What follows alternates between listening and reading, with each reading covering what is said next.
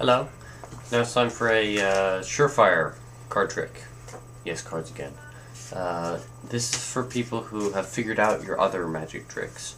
I was trying to think of a routine that I would use on someone like that, and I think this is the one I would use. You take your deck of cards and you fan it out. Now, some magicians cheat people by they tell them say stop, right? And then the person says stop about here. So by the time I'm finished saying say stop, you say stop right after that.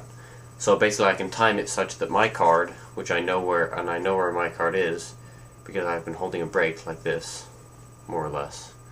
And so I fan through all these and I say, okay, you can say stop whenever. And it's this card, right? Because this is the one that I have the break at.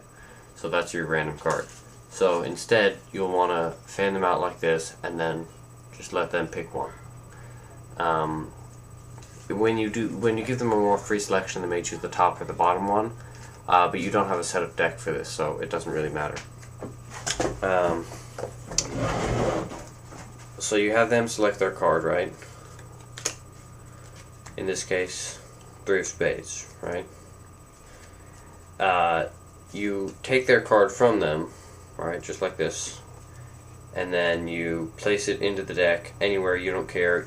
I would fan the cards ahead of time and then slide theirs in and ask them about where to put it in. Close the deck and drop it a few times just so they know that you're not holding a break or anything. At this point you can reveal that it's the 3 of spades by saying to them, I'm going to fan through the cards like this. Okay, when you see your card, I want you to think in your mind, stop. Okay? So then you go through until you bump into the 3 of spades.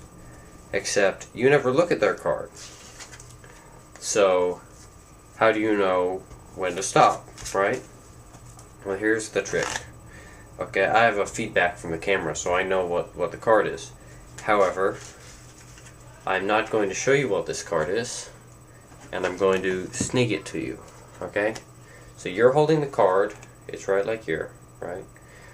And you angle it back just slightly, right? So you can peek that bottom card, 7 of hearts, right? So it doesn't work very well with the camera because I don't get to be way farther down. Like, I prefer to be way lower. Because you usually work around here, right? This is about gut.